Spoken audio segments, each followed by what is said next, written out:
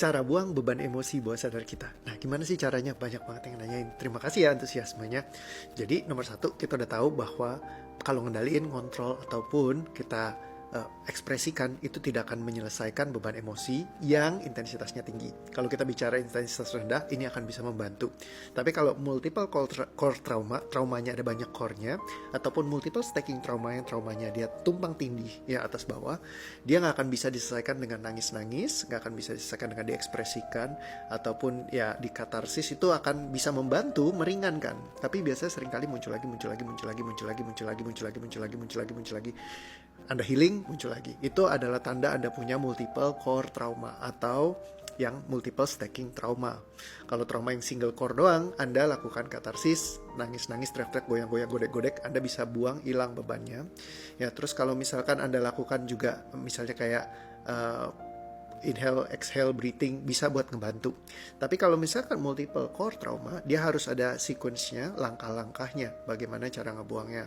Nah, di sini saya nggak mungkin bisa jelasin semuanya panjang kali lebar, karena biasa saya memang kayak dokter operasi aja. Ilustrasinya gampang gitu. Kalau Anda datang, ya saya akan bantu untuk misalkan patah tulang, tulangnya saya betulin gitu, dirapin.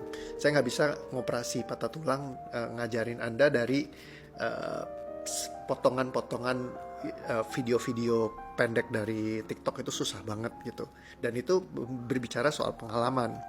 Karena saya udah 12 tahun, ya saya lakukan itu dengan sangat expert, makanya banyak yang dalam keadaan sebentar aja butuh waktunya untuk mereka bisa relief banget rasanya. Bener-bener bukan sekedar relief, tapi bener-bener liberate.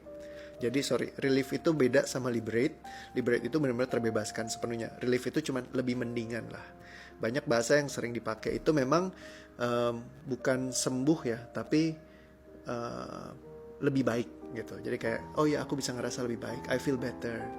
Tapi enggak, yang kita pengen kan sembuh, pengen bener-bener tuntas semuanya, selesai, beban emosinya bener-bener nggak ada, hilang lagi.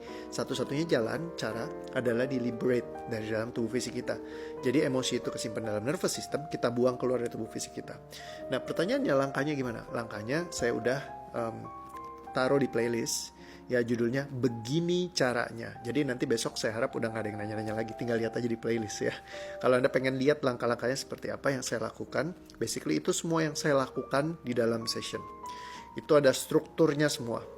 Jadi saya taruh di situ, Anda bisa belajar, Anda bisa ngelihat kurang lebih apa sih yang saya lakukan. Nah, sisanya di belakang adalah soal pengalaman, because it's not about the gun, but man behind the gun. Siapa yang handle senjatanya. Buat saya yang udah 12 tahun, pengalaman saya ribuan cases, saya bisa, ya kalau misalkan butuh ada yang mau validasi, coba cek. Saya ada banyak yang semuanya recorded, jadi ya simply aku lakukan, aku ngerti, aku bisa, aku mampu. Jadi bedakan orang penipu sama yang mampu, memang jago karena memang banyak belajar. Memang kelihatannya kok aneh, kayak Mike Tyson dulu saya kalau nonton petinju lain butuh gebuk-gebukan tuh lama buat jatuhin lawan. Tapi kalau ketemu Mike Tyson, ya dulu kalau kumpul di lapangan, weh Mike Tyson, sekali jotos jebret langsung orang dikanvaskan. Nah ibarat beban emosi, dulu buat saya sesuatu yang sulit untuk dihandle. Tapi makin lama saya melihat strukturnya, mana yang gagal, mana yang berhasil. Dan semakin dilihat strukturnya, semakin ngerti gimana cara menseparasi apa yang works dan apa yang tidak works. Kalau Anda mengerjakan sesuatu 12 tahun berulang dengan sudut pandang yang berbeda-beda, itu yang membuat semuanya jadi berbeda. Banyak orang biasa belajar satu sudut pandang, mereka ngelihat dari satu sudut pandang itu, satu keilmuan tertentu, dan belajar sampai misalkan ya belasan puluhan tahun di situ. Dia punya satu struktur doang. Nah, ngelihat dari satu sudut pandang tentu akan membutakan kita dari sudut pandang yang lainnya. Kalau saya emang orangnya doyan belajar, saya ngabisin uang buat belajar, saya ngabisin waktu buat belajar, tapi bukan soal ngabis-ngabisinnya. I'm very passionate at it. Saya belajar semuanya untuk ngeberesin diri saya, ngeberesin orang lain di sekeliling saya.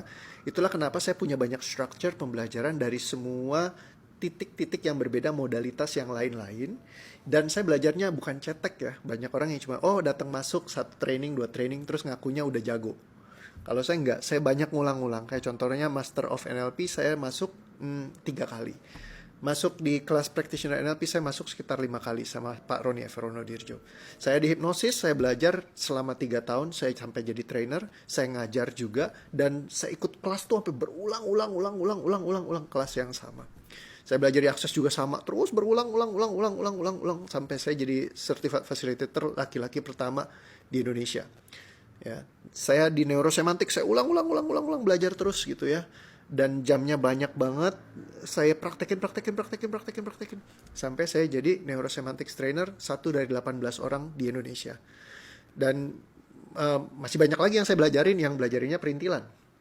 Ya, itu yang saya belajarin utama-utama. Pilar saya ada mungkin sekitar 5 metodologi yang sangat-sangat orang biasanya dia belajar seumur hidup tuh satu. Ibaratnya kalau Anda ngelihat kayak taekwondo, orang belajar tendang, karate dia belajar mukul, ada jujutsu belajar piting di lantai, ada belajar muay thai buat pakai siku, dengkul dan lain-lainnya. Ada yang belajar mungkin aikido ya buat banting-banting, wing chun misalkan buat pertarungan jarak dekat. Basically saya senang semuanya, saya belajarin semuanya, ya saya belajarin sampai ya ban hitam kalau di sana lah istilahnya. Saya nggak terusin mungkin sampai dan 7 dan 8 dan 9 enggak. Tapi saya cukup ban hitam, udah nguasain mastery di situ. Saya belajar tendangan, saya belajar bantingan, saya belajar pukulan, saya belajar sikutan, saya belajar semua kunci-kuncian. Saya belajar basically everything. Kayak tambah kurang kali bagi, saya cuman kayak ngerumusin aja sebuah rumus yang baru. Sehingga terciptalah sistem DOA. Nah, sistem ini adalah sistem yang sistematik untuk ngebuang beban emosi keluar dari nervous systemnya seseorang. So, it's something yang very, very new karena this is my creation. Jadi nggak ada yang punya sistem yang seperti ini. Dan orang NS akan bilang mirip neurosemantics. Orang meta coaching akan bilang mirip meta coaching. Orang hipnosis akan bilang, oh ini hipnosis banget.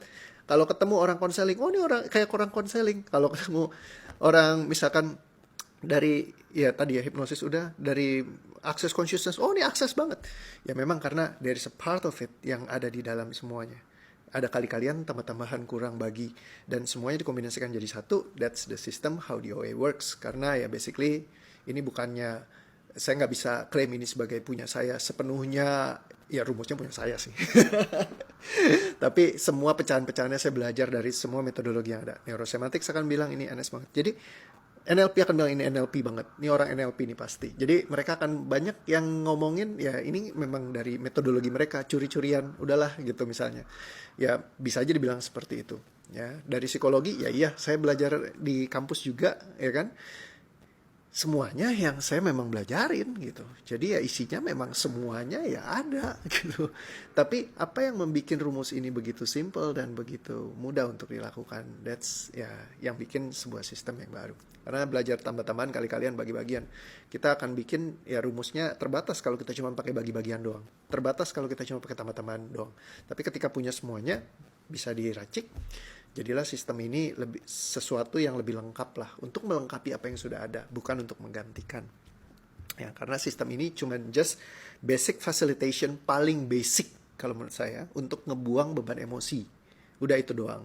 Kalau function yang lainnya butuh untuk yang lain kita pakai. Misalkan contoh di hipnosis. Hipnosis sangat bagus untuk memasukkan informasi ke dalam bawah sadar supaya embedded. Ketika beban emosinya udah dibuang, kita hipnosis akan masuknya lebih enak. Kalau kita bicara law of attraction, saya juga practitioner of law of attraction. Ketika kita misalkan untuk mau attract yang bagus, kita beresin semua yang unattracting, semua yang inverse attractionnya kita buang. Attractingnya akan enak. Ya, terus kalau belajar NLP, kita bisa belajar semua tools-tools yang sangat bagus ketika kita udah beresin beban emosi kita. Karena ada banyak linguistic pattern yang keren-keren dari NLP yang kita bisa belajar, yang kita bisa apply. Neurosemantics juga sama. Bagaimana kita bisa belajar tentang meaning dan lain-lainnya, closing the gap antara knowing and doing segala macam.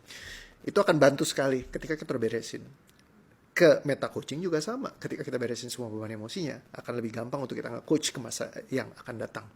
Begitu juga di access consciousness. Ketika kita udah ngeberesin semuanya, tenang, happy, kita nggak masuk lagi ke dalam Mobius trap. Nggak ngulang-ngulang terus ke pola-pola yang sama terus-menerus, datang training demi training, jadi ya semuanya kayak kita ikut training terus-terusan buat nyelesain masalah kita utama. Jadi kayak mau emosinya hilang aja kayaknya susah banget misalnya. Akhirnya jadi budak training, either ikut training terus, gulung-gulung masuk ke nalo. Ya kan, training junkie kalau istilahnya diakses. Nah, jadi buat kita ngeberesin itu semua, there is a pattern called DOA. Sistem DOA ini ngebantu untuk ngeberesin semua itu terkait dengan beban emosi yang internalized dalam bawah sadar, gimana ngeluarinnya secara sistematik keluar dari semua looping untuk bisa mencapai apa yang kita inginkan. Jadi itu, kalau mau cek belajarnya, Nih caranya, silakan lihat di playlist ya. Mantap. Thank you semuanya. Dadah.